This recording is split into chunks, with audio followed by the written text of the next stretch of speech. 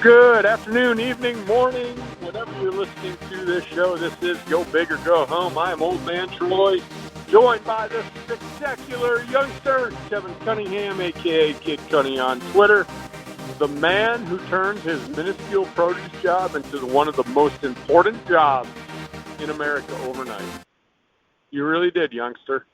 That minuscule produce job is now one of the most important ones in the world because you supply produce and food.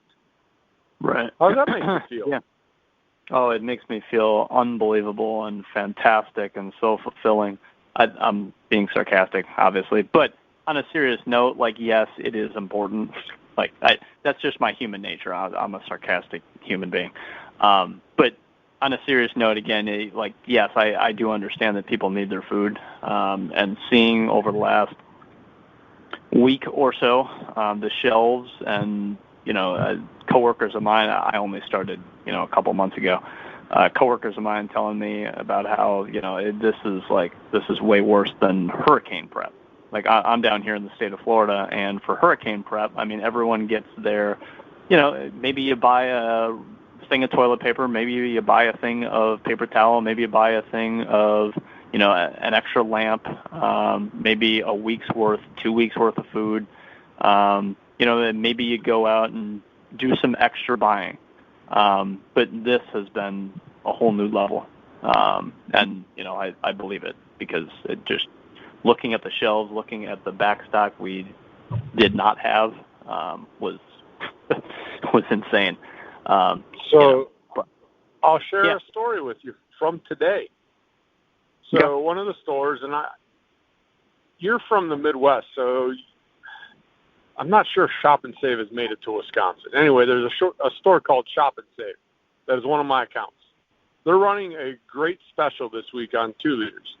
4 for $5, buy 4, get the 5th one free. So basically 5 for $5, but you have to buy 5. Right. Normal, I go and I service the account on Wednesday for a Thursday delivery. That has to get them all the way until Monday because I go in Friday for Monday. A normal 4 for $5, get the 5th one free. If I have an extra pallet of 2 liters in the back room, I'm usually good because it's only a 3-day window before they get their next delivery. So I normally make sure they have a pallet in the back, and then when I go in Friday, I'd order another half a pallet to get through to Wednesday when the sale ends. It's always worked that way. Never had a problem, youngster. Maybe run out of a crazy flavor like a Code Red or a Voltage flavor, one of those off-brands. But never Pepsi, never Diet Mountain Dew, never Diet Pepsi, and that's a caffeine-free Diet Pepsi store. Always got enough of that. I walked in today, youngster. The shelves were completely empty. All the 2 liters were gone. Now, right. I said, well, maybe they didn't stock it, and I was correct. They've been so overwhelmed with their grocery truck that they didn't stock it, right? Guess how many 2 liters I had left in the back room after I was done stocking the shelves? How many different cases? Yeah, how many extra cases of 2 liters do I have now to get me through the weekend, do you think? 50. 0. Right. Now, I took care of the problem. I called my boss. I called delivery supervisor. They actually went out and dropped another delivery today, another pallet of 2 liters. But that's insane.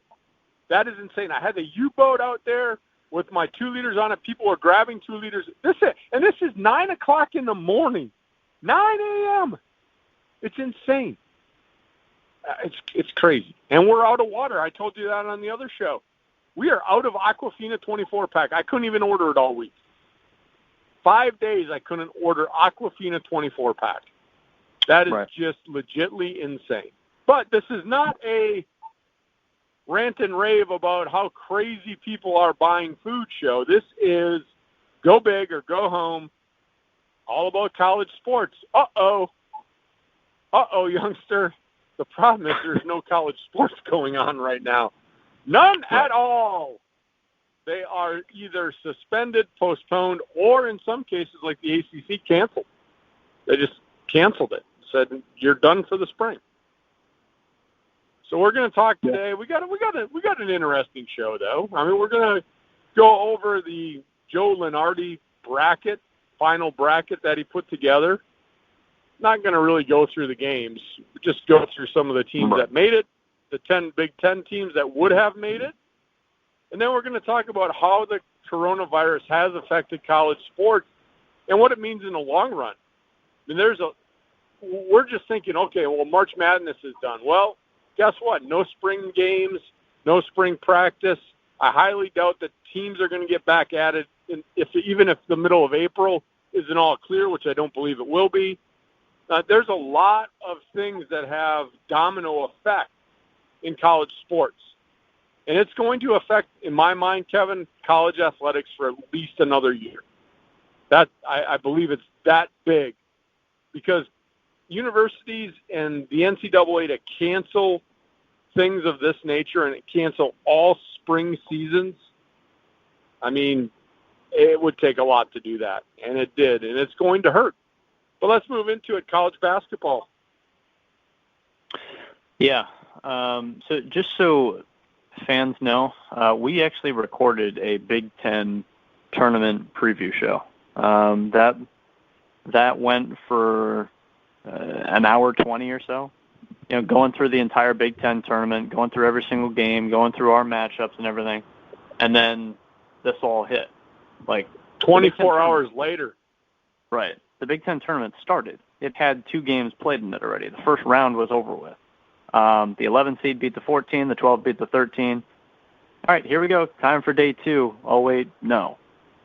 Hey, on a positive note, we were undefeated in our picks. We were 2-0. Yeah. You know, I would find it hard to believe that people following the Big Ten at a moderate level would have gotten one of those games wrong. Because all year long you knew who the 2 worst teams were. Why do you got to burst the bubble? Why do you have to burst the bubble? Just leave it that we were 2-0. You don't have to get in and give them. Well, anybody would have got those picks right. Oh, yeah. Come on, youngster, don't burst. I'm honest. You know, but anyway, yeah. So, you know, yes, Nebraska and Northwestern they both bowed out in the first round, and that was the entire Big Ten tournament.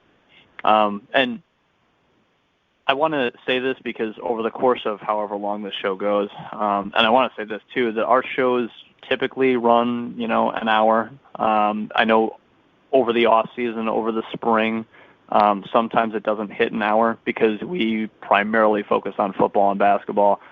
When baseball season's here, and, you know, we'll touch on baseball season, hockey, and Frozen 4, and we'll talk about that. But typically this time of year, at post-March Madness, I think we dropped a couple of shows under 45 minutes last year even. Right. And I'm sure this year will be the same. You know, and especially considering Especially if there's nothing going on like right now. Right. There are 0 sports going on for the foreseeable future. So, you know, we'll see what these shows look like. We'll probably be adapting. We will absolutely be adapting. Well, we were supposed to have a guest today also, and we still might. That's true.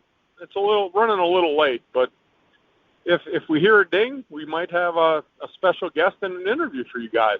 We'll see if the ding happens. Yeah. But so anyway, just wanted to let fans know. And then Troy, Troy and I do a number of shows, and one of the shows we recorded last week was basically solely coronavirus focused, and that's what ended up being played as our Big Ten, show for the week. We did do a show. We did, a Big Ten tournament, but again, basically didn't happen. And we didn't feel that it was relevant and have any relevance, right? Because that was directly the week of the coronavirus really taking a hit in the United States. We felt that we had to go with our show that we put out, and we just ran it on all the platforms. And, sometimes you got to make adjustments on the fly, and that's what we did. But today's going to be a little fun one. Let's get at her, youngster. So to put a bow, so to say, on the college basketball season, the final AP rankings came out. Again, usually we breeze through these, and I'll breeze through these again. But the top Big Ten team was Michigan State at 9. Maryland 12, Wisconsin 17, Ohio State 19, Illinois 21, Iowa 25, and then you've got, probably 3 more, 4 more Big Ten teams, 5 more. I'm just skimming and seeing 5 Big Ten teams. So, if you've been following the show very infrequently, then you understand. If you've been following college basketball whatsoever, the Big Ten's been loaded. It's been a weird year. It's been, team number 12 out of the 14 Big Ten teams finished 8-12 in conference. That's your 12 seed. They finished 8-12. That was Minnesota. The top 3 teams all finished 14-6. It was that close. And there were that many quality teams. It would have been an unbelievable March Madness just for the fact of watching Big Ten teams and how they would have fared and how many Big Ten matchups there would have been. There absolutely would have been one, if not multiple. Because if you have 10 teams in a 68-team field, 4 regions, 10 teams, you're averaging 2.5. Can't spread them out. They should have They could have just made one region Big Ten. But here you go. Replay the Big Ten tournament. Over half. They wouldn't have, of one region. They wouldn't have done that. But right. Over half the Midwest region would have been Big Ten. The 8-9 game would have been 2 Big Ten teams. Anyway, kidding, obviously. But that was the Big Ten season.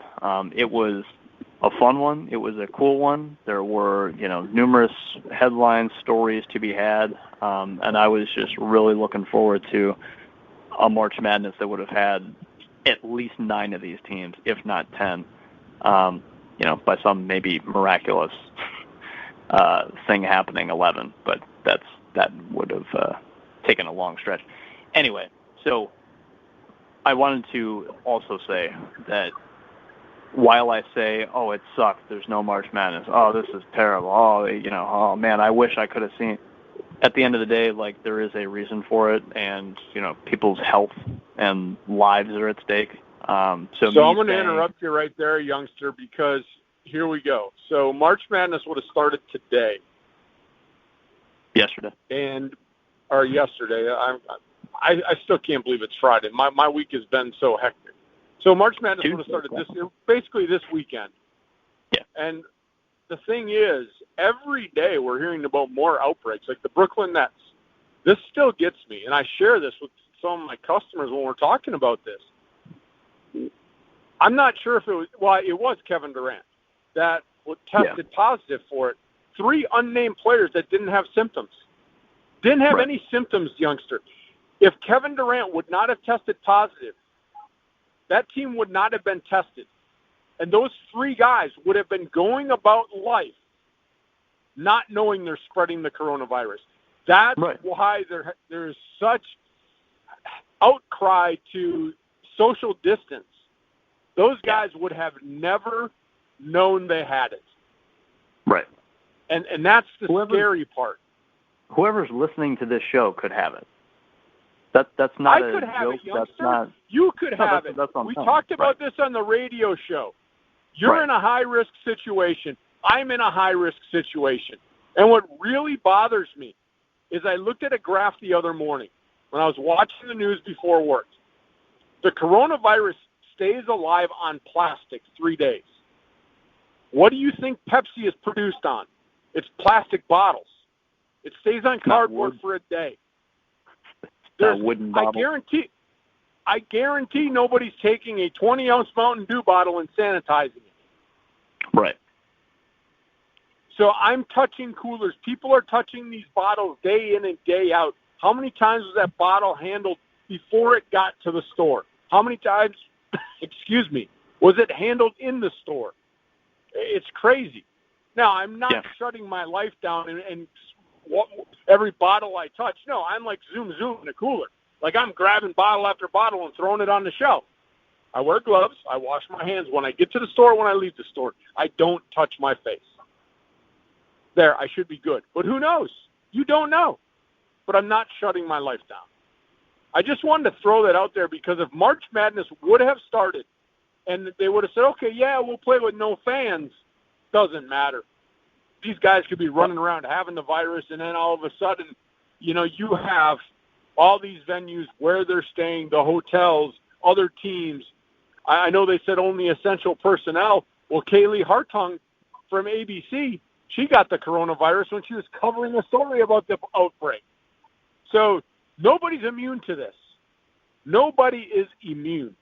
And like you said, it sucks that there's no March Madness. It really does. It sucks the you-know-whats. But I understand why. So continue. Yeah, it's all relative. Yeah, you know, us not having March Madness today or whenever you're listening to this, you know, there's a reason for it, and there's a valid reason for it. I think that in general, I mean, again, anyone could have it. You know, at this point, the way it's spreading, I mean, Marcus Smart came out, I think it was yesterday, the Celtics guard, and said, I wasn't having symptoms, but he tested positive for it. And Sean Payton came out and said he tested positive for it. You know, feeling a little ill, no cough, no fever, just a little ill. Oh, got tested. Yep, he's got it. At this point, to me, it's not surprising whoever comes out and says they have it. And honestly, seriously, if I had it, if I get it, I don't know if I'll even know if I ever had it or not, but I could have it this very moment. But it almost wouldn't surprise me if I did get it or if I have it right now.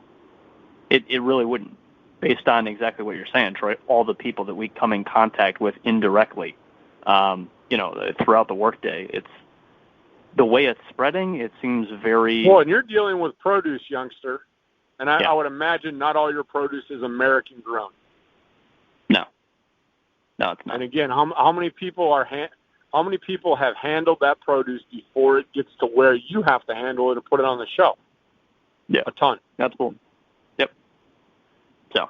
Yeah, it's not like we're saying this out there and our fans going, oh, no, I'm not looking for any empathy. I'm just stating facts. No. Because we're not the only two people working in the world. There's a lot of people working in the world. But it's relevant to the fact of the point that the youngster and I, he's a healthy young millennial. I would imagine I'd say I'm a healthy old man. We may never get any symptoms.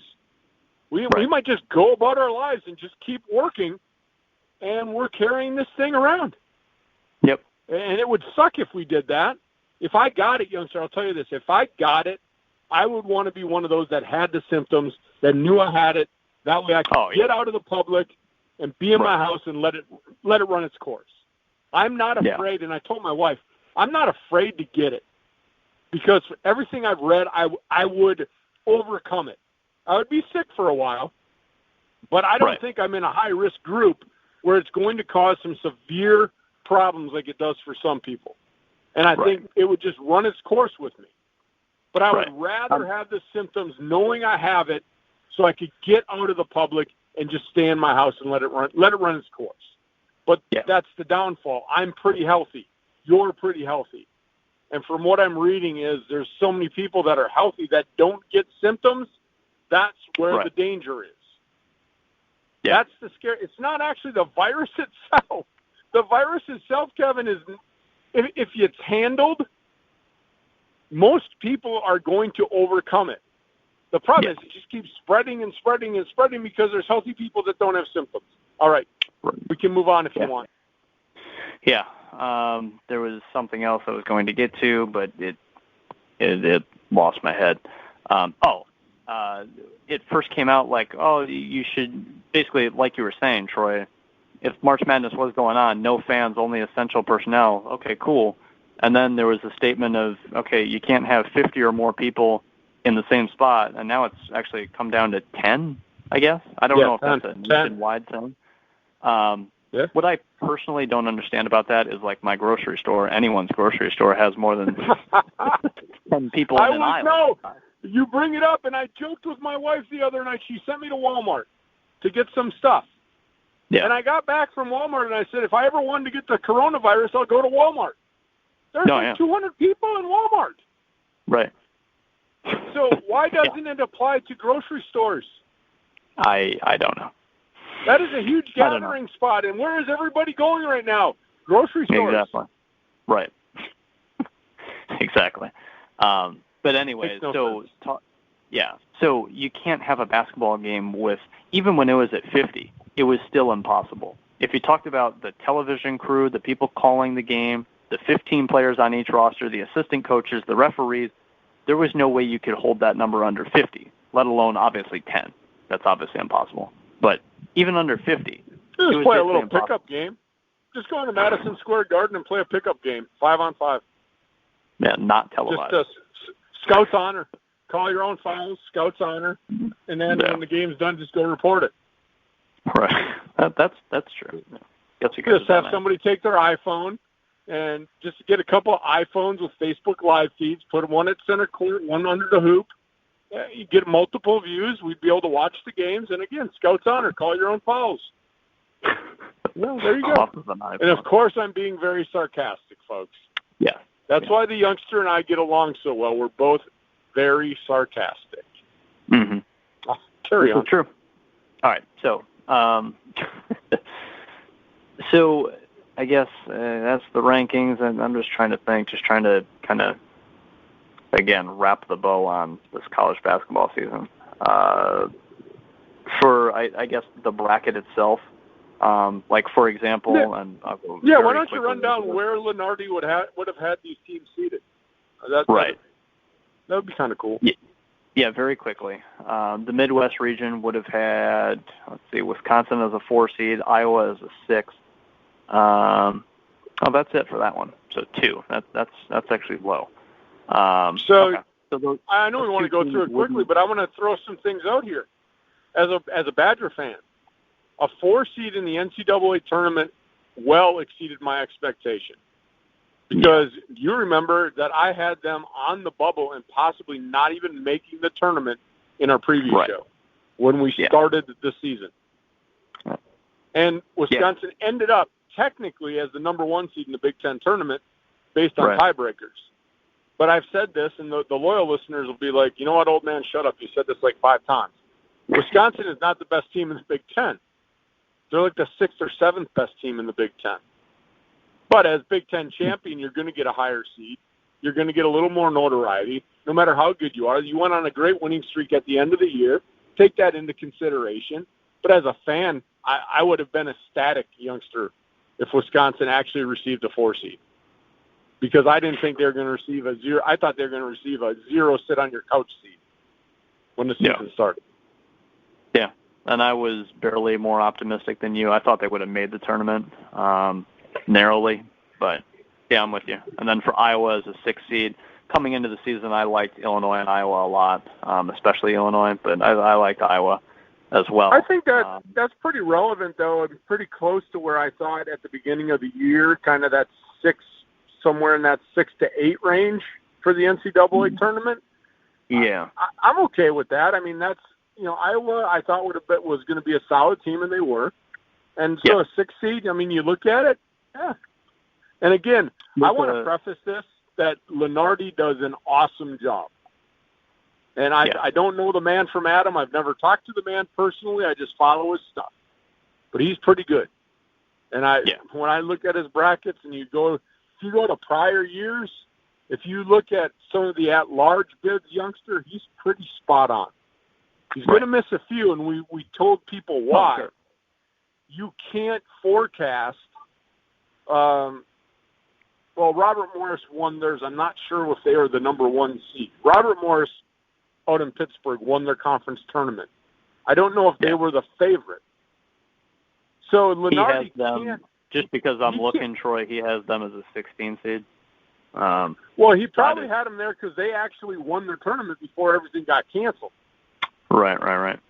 We would have to go back and look and see if he had Robert Morris as the NEC champion prior to this. Because he had conference champions. But he can't predict, a number 6 seed in a mid-major coming through and pulling off a couple upsets. And that's when that happens. I was going to say, even after the conference tournaments are had and you have like 32, however many, 38 at-large teams to pick from, he doesn't get it perfect usually. You get one or two wrong, but, that's where the whole debate of, that team got snubbed. I'm surprised this team made it. There's always one or two like that, and that's just the committee deciding on whatever principles they want to, that this team deserved in over this team, But overall, overarching, Lunardi, you don't follow this year-round and not know what you're doing, in my opinion. Nope, continue. Next region. So, Iowa, these two teams, Wisconsin and Iowa, they would have had to make the Elite Eight to play each other, just hypothetically. Iowa in the second round probably would have had to play Duke. That's if this bracket was perfect, which obviously it wouldn't have been. Wisconsin would have played Auburn in the second round, hypothetically. They wouldn't have been in Kansas's little Midwest. Kansas would have been the number one. So, again, would have been interesting. Moving down to the East, let's see here. Big Ten, Maryland a 4 seed, Penn State a 6. Again, another 4 and a 6, and actually that's it. So the other two regions are going to be nice and filled, probably 3 apiece. Maryland a 4, Penn State a 6. I think Maryland as a 4 is kind of disappointing from the start of the year. I think they were projected top 8, which would have been a top 2 seed. I think Maryland going 14 and 6, probably not perfectly ideal, but the Big Ten was, I think, a lot deeper than people thought. So, and they had that little stumble in there after they had that roaring winning streak, and then they stumbled a little bit. I mean, here's the thing, though. We call it stumbling, but you got to look at the losses. It's not like they were losing to Northwestern. We mentioned it. You got 12 teams. And Minnesota, okay, they kind of pooed the bed the second half of the season, but they were still the 12th team in the league, and they had 8 conference wins. Yeah, they still had good players. That's not a bad team. But no, they just ended the year very poorly. Very poorly. Yeah. Yeah. So, anyway, Penn State is a 6. I mean, we've talked about Penn State all year long, and the run they had. It would have been awesome to see them in the NCAA tournament as a real. Yeah, kind of sucks for them. Yeah. They're not a team like a Wisconsin, a Maryland, and Iowa, Michigan State that is either on the verge or in the tournament every year. This is a team that's clawing and scratching, and man, a bid to the NCAA tournament, boom, pulled out right from under them. Right. Yeah, it sucks. No questions asked. That's what would have been fun about this tournament, too, is like if they get past the 11 seed in the first round, then you're playing 3-seeded Villanova.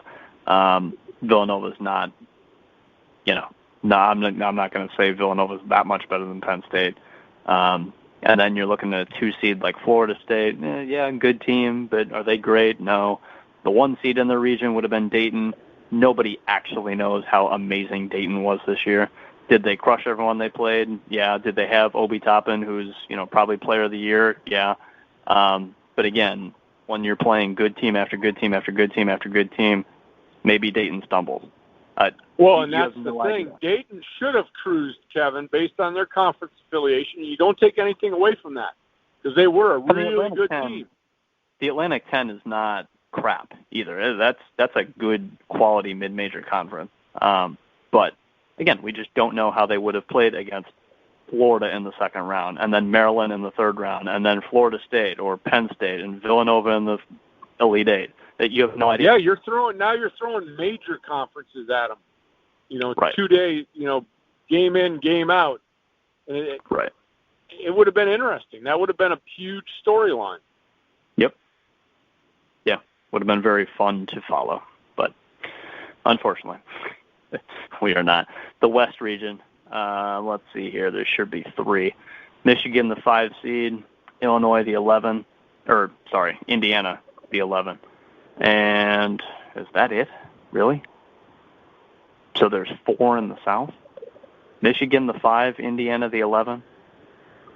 I guess that's is one of them in the play-in game? Nope. No. So let me just make sure here. There's 1, 2, 3. No, yeah, there's 4 Big Ten teams in the South. So anyway, 2 in the West. 5 that doesn't make sense, but oh well. Right. 5 seeded Michigan, 11 seeded Indiana. Again, if they were to play each other, it would have been in the Elite Eight. Would have been a hell of a run for Indiana to make the Elite Eight. They were a true bubble team coming into the Big Ten tournament. But yeah, I mean, both those teams for Michigan, I think Juwan Howard, I think it's fair to say that he had a solid first year. They lost, I think it was 3 players to the NBA from last year's team. I know they had Teskey. I know they had Xavier Simpson. Both of those guys are defensive players. And when they didn't have their top offensive piece in Livers, he missed time with injury throughout the season, for a number of games. So I think he handled his first season well. I know on the recruiting trail he did well.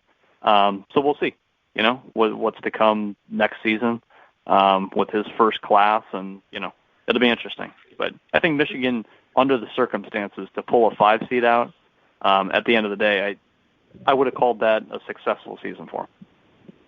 Yeah, and I think you hit it on the head. You can't really judge how good of a coach he's going to be after one season. A lot of these players were on the roster. You came in, you're kind of handed the keys to a car, and you pretty much got to use it until you can put your touches on it. And so as a coach, and I use my coaching experience all the time when you're talking about evaluating coaches. I went into my program, I inherited a roster. And now it's my job to evaluate where I want the philosophy of the program to go, and I have to go out and recruit those players. And I either weed out the ones that are already there, or I take the ones that I feel are going to fit in my philosophy and move forward. But when you first take over, you do inherit players that maybe you wouldn't have recruited, and I'll use this word, you're stuck with them. You're literally stuck with them. So now he's got to go out, and we'll see how he does on the recruiting trail, not only this year, but really the measuring stick for him, in my mind, Kevin, is 3 years from now. How is this team going to play, not even next year, because it'll be a young team. He'll have players that were on the roster. He'll go out. Maybe he gets a couple junior college transfers. That could happen. But really 2 years from now, when you have 2 recruiting classes under your belt. So I guess it'd be his, 3rd season. Or no, 4th season. I'd like to see his 4th season youngster when he's got 2 recruiting classes that have been there and already played. To me, that'll really show me how good he's adapted to the college game. Because if you can't recruit, then you're done. You got to go out and you got to recruit. That's the name of the game with college sports. Carry on. By the way, there is a simulation of Joe Lunardi's bracket going on YouTube. Literally, like, they take a video game and they input the players and, what they think their rating should be. Like, Wisconsin would have played North Texas in the first round, according to Lunardi. They have that game simulated. And it's done on Twitter. You can follow Joe Lunardi on Twitter. Just search Joe Lunardi. You'll find it. And he's going through the bracket. Like, he's who won? Kind of real. Wisconsin won that game. But so it's interesting. Again, the things you can do with technology these days. Yeah, but so on YouTube, like, it's right in front of me. There's a YouTube simulation of Wisconsin versus North Texas. It's a 15-minute video. Obviously, I haven't seen it or anything. I just pulled it up. But at the end of the day, yeah, it's pretty cool. It's interesting. Nothing else to watch. Nothing else to watch on TV. You might as well take a little peek at YouTube. Yeah. So if you're really jonesing for what this tournament might have looked like, have a decent little representation of it, I suppose.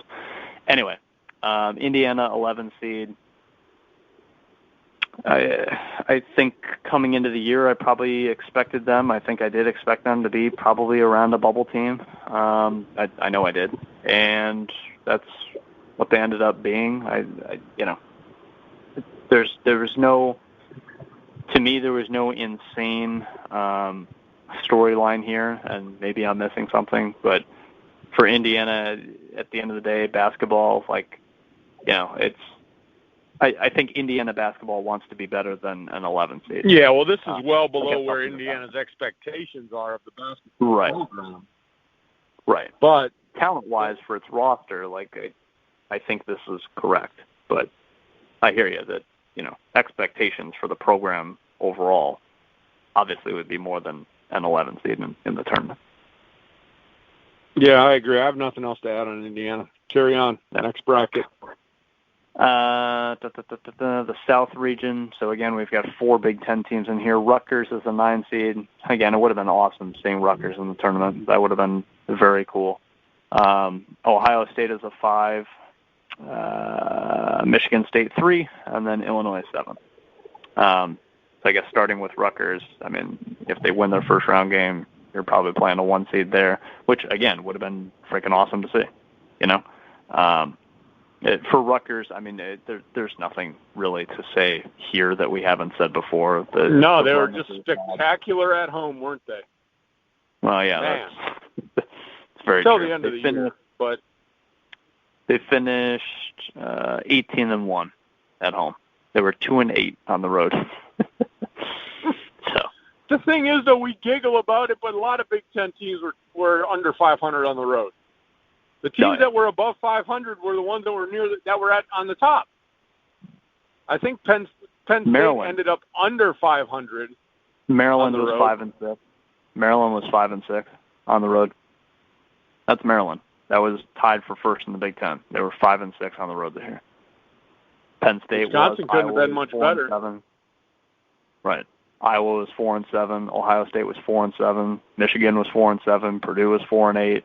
Indiana was 2-8. That's there was the best. Well, we talk about it, and not just in college basketball, but in any sport. If you got to hold serve at home and be 500 on the road to be a playoff team, whether it's baseball, football, whatever we're talking about, and you're not going to be perfect at home. But if you look, Kevin, at all the major sports, teams that are good at home, like in the NFL, for example, and I'm going to use the 16-game schedule, not the fancy 17-gamer coming up. A good team, a playoff team, is probably going to go, 7-1, maybe 8-0 at home, maybe even a 6-2. But at worst, the playoff team is probably 6-2 at home. Then they go on the road and they're 4-4, 5-3. There's your 10-6.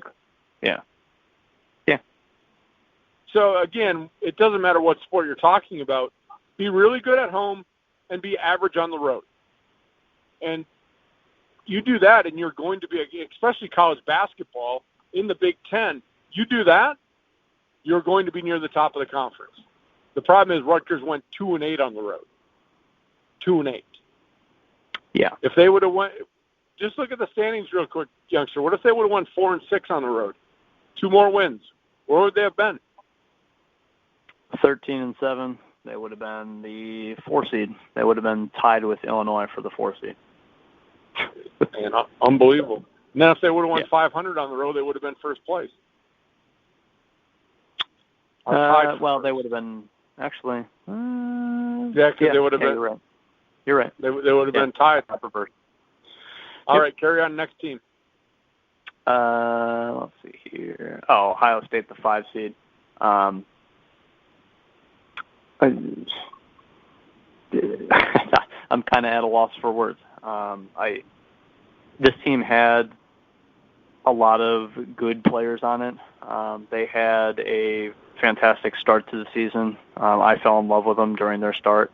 I was not. Yes, you did. Sold, I was not sold crazy high before the season started, like I was with Illinois, especially. And I was a naysayer during that fantastic roaring start. Not like a total naysayer, but it's like, okay, they'll come back down to earth. Then they did. Like every Big Ten team. And I call it a stumble, but again, stumble I don't think can be the right word in the Big Ten, Kevin. It's not really a stumble. I mean, you're playing good teams night in and night out. So I mean, you lose 3 in a row. Is it really a stumble when you're losing to the likes of a Michigan, a Michigan State, a Wisconsin? I mean, is that really a stumble? Right. I don't know. Maybe my wording is wrong, but they did. They had a little slump, like every Big Ten team had. But no, it's nice to see where they were at. A 5 seed. That's giving some respect to Ohio State. Yeah, that's solid. I don't think you complain with that as a Buckeye fan. Michigan State as a 3, would have been very cool to see how this team would have lost. The 2 seed with them would have been Creighton. I would have favored Michigan State there, and then even the 1 seed was Baylor, and I would have favored Michigan State there. I guess where I would have had Michigan State losing, I would have had them coming out of that region. In the West, the region above them in the Final Four. Gonzaga was the one. I probably would have had Gonzaga coming out of there. The 2 was San Diego State. Yeah, I would have had Gonzaga. So Gonzaga, Michigan State, that would have been cool. But, who knows? Well, and I just want to say, I was saying even in the middle of the year when Michigan State wasn't at the top of the standings, I said this is a Final Four team. This is a team that can get to the Final Four. I've been saying it all year. You can't base it on record. You got to base it on player personnel, and then when like we talked about, then you got to see the matchups in the bracket. And if Lunardi's bracket was true, and like you said, you could have seen a path to a Final Four. So I did. I thought Michigan State all year was a Final Four team, Kevin. Even after the injury to Langford. Right. I'm thinking realistically who I would have taken to beat them, and maybe I would have taken Gonzaga, maybe. Gonzaga had, I think it was 8 players averaging 10+. They were deep. They were good. It's not the best Gonzaga team ever, but they were really strong. Maybe I would have had Gonzaga beating them, but otherwise, I don't know. Maybe Kansas, maybe, but I would have picked Michigan State. Honestly, I don't know. We will never know. That's right. The fun of doing this. We'll never know. Michigan State got past. They got past Bradley in the video game simulation. So as of 7 minutes ago. Yeah.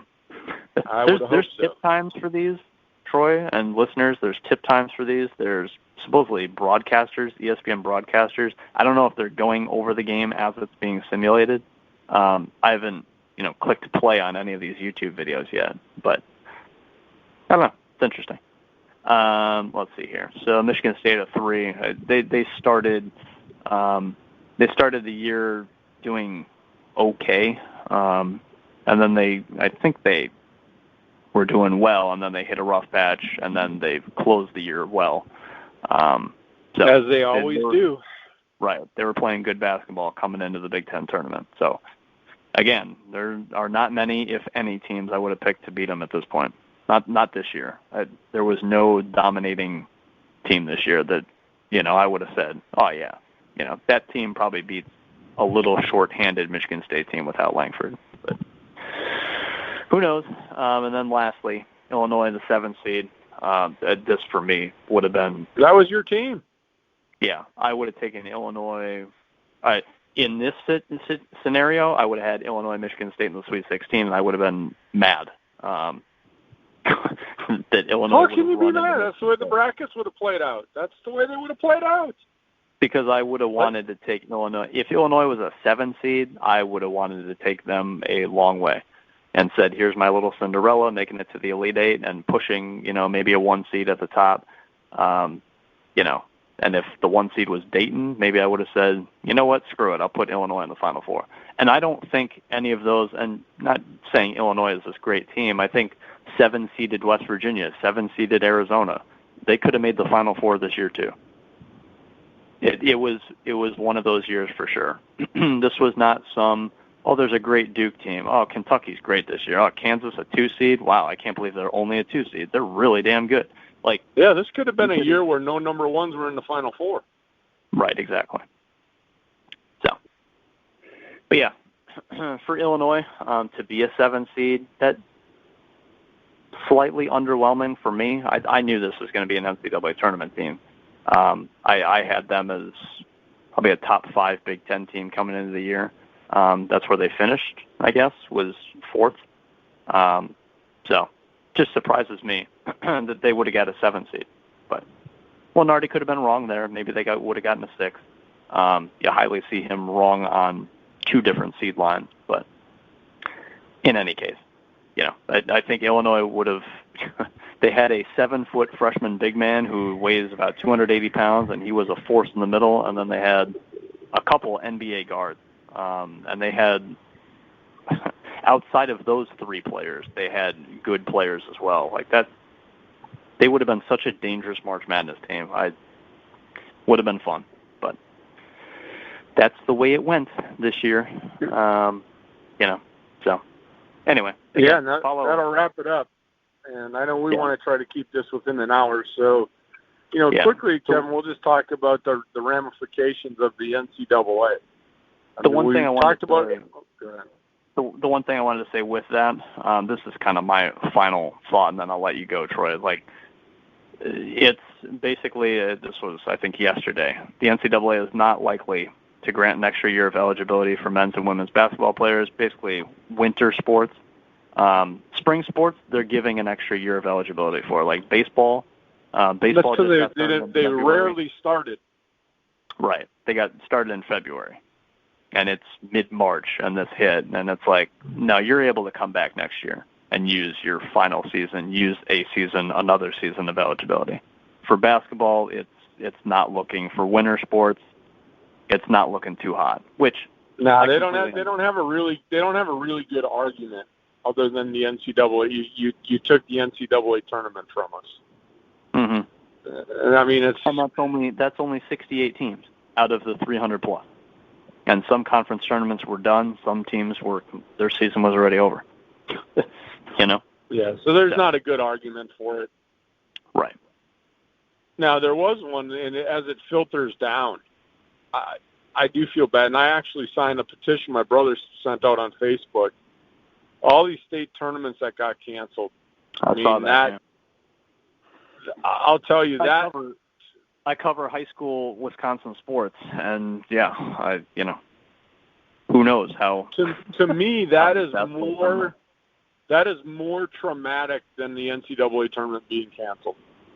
Because I played in 4 state tournaments in soccer, and right. I'll tell you what, if my senior year that would have got taken away from me, I might have literally cried. I don't cry often. I might have literally cried. Because that's what you play for. You see players when their March Madness run is over. It's like they cry. I mean, I get it. Your playing career is done. Oh, gee, maybe, hopefully, somewhere in Latvia I'll be able to play professionally. Hopefully, maybe. If you're actually a really good player, you'll be able to play in Latvia or Australia somewhere. I'm not talking about the 0.1%, whatever it is, of college basketball players that make it to the NBA. That's a ridiculously short amount of players. But yeah, for many of these people, like, this was it. This was their final year, and it got cut short. And, so that's, especially high school. There's so many kids that just play for fun and play with your friends, and it's a fun time. So yeah, I'm with you 100%. Yeah, because a lot of those high school kids are not playing on a college basketball court next year. Right. So, I mean, I look at it from that standpoint. But the NCAA, Kevin, and I mentioned this earlier, we look at it, okay, it was the right thing to do. Well, it really took, I mean, this happened, they canceled before any, like, real major mandates. And they went on and said, hey, for this. But you look, okay, they lost a ton of money with March Madness. And then they went out and, I mean, you really have no choice but to cancel these events. But you just got to look financially. I know the NCAA, and I jab fun at it as, the greedy institution. But institutions have to thrive. Universities have to thrive. You just look at all the money that has been I want to use the right word, that these universities didn't receive, like little Robert Morris in Pittsburgh, Kevin. They're cut, even if they were a 16 seed and lost their first game. Right. That they receive money for playing in the NCAA tournament. Right. Now they get nothing. And I'm not saying that your livelihood is based upon that, but a school like your favorite team, Duke, I would imagine every year in the budget when they put their budget together, they're assuming that they're going to get whatever that cut is from the NCAA because they assume they're going to be in the tournament. Right. So there's ramifications. And so the cancellation of this tournament, everybody's like, oh, it sucks. We said it sucked, blah, blah. But for the NCAA and all of its institutions, Kevin, they've now lost out on this chunk of money. And so when you look at its operating costs at these schools, now these schools aren't going to go, bankrupt because, they didn't play in the NCAA tournament. But what does it do for a smaller school like a Robert Morris? That extra money could have been an extra recruiting trip for a basketball coach. Could have been an extra recruiting trip, and I'll be fair, for a tennis coach.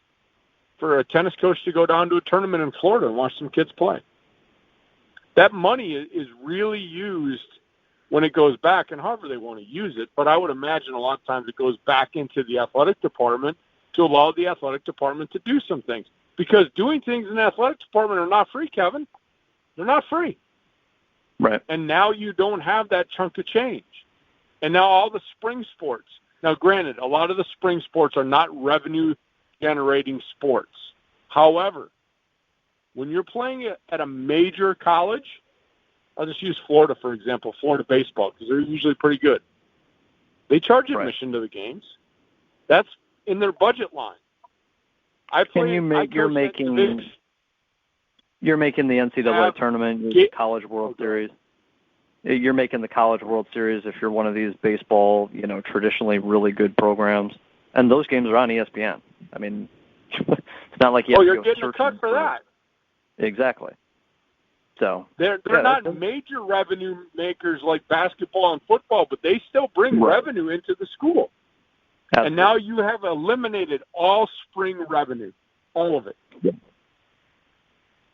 So, I mean, that's major. And that's why I said this cancellation is going to have an effect on the NCAA for at least a year. You can't recover that money.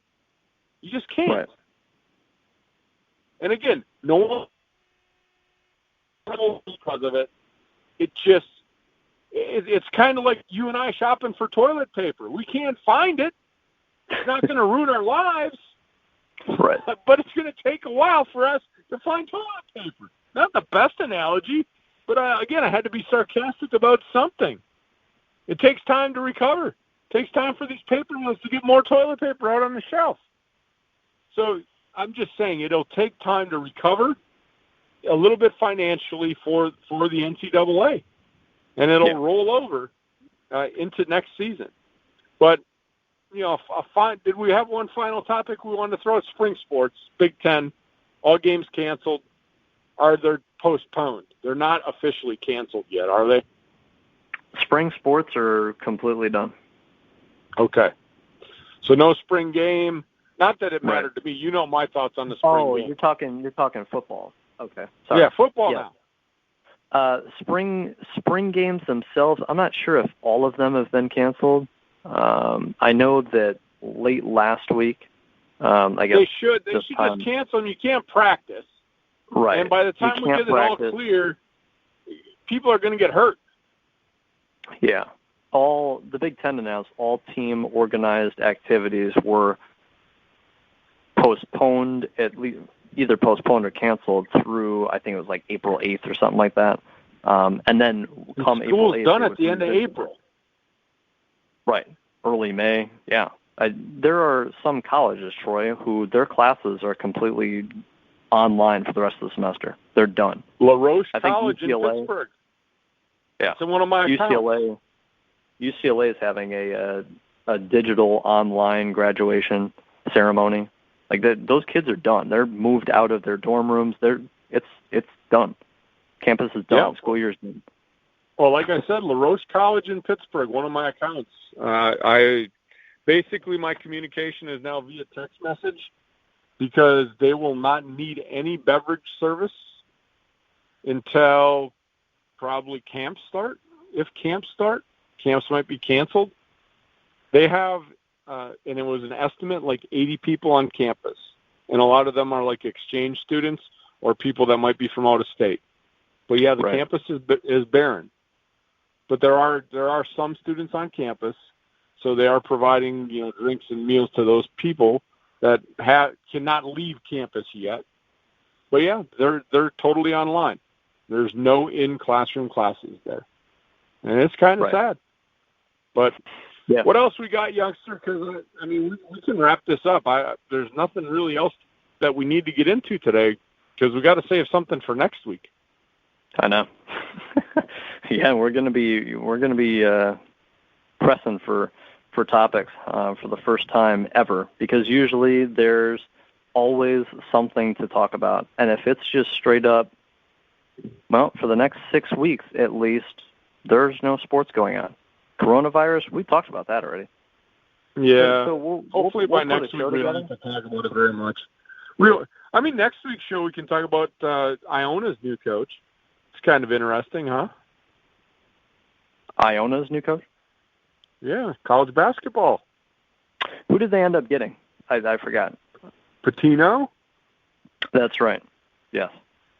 Yeah. Youngster. I forgot who it was. I know it was bear on the youngster?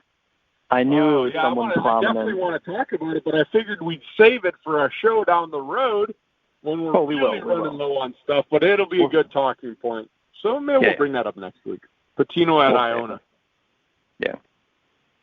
We'll save it. Right. There's always stuff going on, and the NFL draft is still supposed to be happening April 23rd to 25th. There's a number of Big Ten prospects. This is a college go big show. We're not talking NFL draft on this show. Big Ten prospects. College sport. Big Ten prospects. Yeah, Big Ten prospects. We do that every year. Yeah. Usually it only lasts one quick show, but we'll see this year. Yeah, this year it's probably not going to be much longer.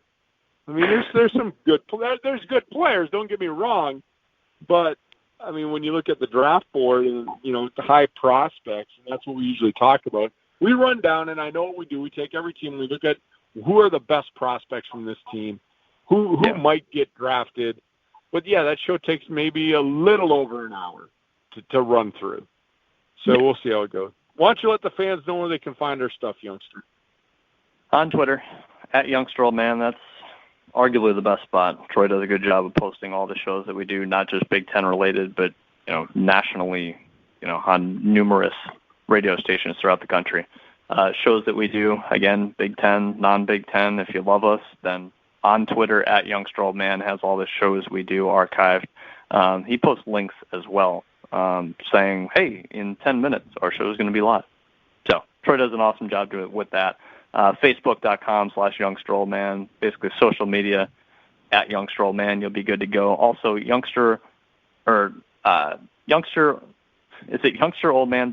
There we go. youngsteroldman.home.blog. I almost forgot for a second. It's so long. It's so long. It really is. I was like, am I mixing up one of the words here? But yeah, youngsteroldman. That's the name of our show. We can't really shorten it. We got to keep it for the show name. So that's the thing. When you're old, we still have to call the show the Youngster and the Old Man. No, I know. We will. Youngster Old Man. You're gonna be like 50 years old like me, and you're still gonna be a youngster because I'm gonna be close to 80 years old at that point. Yeah. I'll be in my 70s. You're what? You're 21. I'm 49. I turned 50 this year. I'm like 20 years older than you. Right. So I'll be like 70. I'll be pushing 70. And the show will still be called Talking Sports with the Youngster and Old Man. You'll actually be an old man at that point. So yeah. All right, well, we're going to let the fans go. We always got to have some fun at the end. Hope you enjoyed the show, everybody. Only the Youngster, I'm the Old Man. Make sure you find us next week on thegruelingtruth.com. We'll talk to you soon.